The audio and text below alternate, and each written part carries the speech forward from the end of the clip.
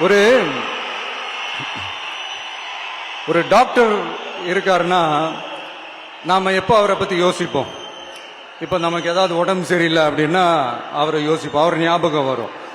அது மாதிரி நமக்கு ஏதாவது ஒரு பிரச்சனை அப்படின்னா ஒரு வக்கீலை தேடி போவோம், அவர் ஞாபகத்துக்கு வருவார். இது மனித இயல்பு.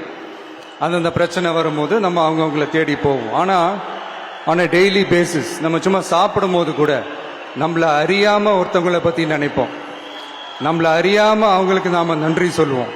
அந்த மதிப்பிற்குரிய அந்த மனிதர்கள் வேற யாரும் இல்ல, விவசாயி விவசாயி விவசாயி.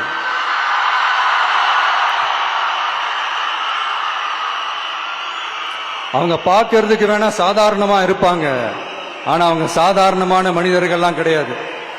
இந்த உலகத்தையும் மனிதர்களையும் படைச்சது கடவுள்னு சொல்லுவாங்க, ஆனா அந்த கடவுளுக்கே படையல் போடுற உயர்ந்த மனிதர்கள் தான் நம்ம விவசாயிகள். இந்த பூமியில உயிர் இருக்குது, இந்த பூமியில பூ பூக்கும், காய் காய்க்கும், பூத்து குலுங்கும்னு இந்த பூமியை அழகா காட்டி இந்த பூமிய சாமி ஆக்குறதுல இயற்கையோட சேர்ந்து நம்ம விவசாயிகளுக்கும் ஒரு முக்கிய பங்கு ஒன்று இருக்கு. அதனால நான் ஏதோ ஓவரா ஏதோ சொல்றேன்னு நினைக்காதீங்க.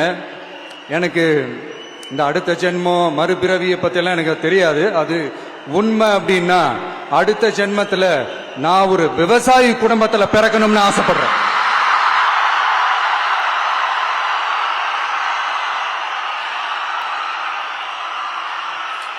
எனக்கு விவசாயத்தை பத்தி டீட்டெயில்டா தெரியாதுதான், நான் ஒத்துக்கிறேன். அதனால மத்தவங்க மாதிரி நானும் டெல்டாக்காரன் தான் அப்படின்னு உங்க காதுல டால்டா ஊத்தலாம் நான் வரல. எனக்கு விவசாயத்தை பத்தி டீட்டெயில்டா தெரியலனா கூட அவங்க படுற கஷ்டங்களை பத்தி எனக்கு நல்லாவே தெரியும். நம்மளுடைய முதல் அரசியல் பயணம் தொடங்கினதே அந்த பரந்தூர் விஷயத்தை கையில் எடுத்துதான்.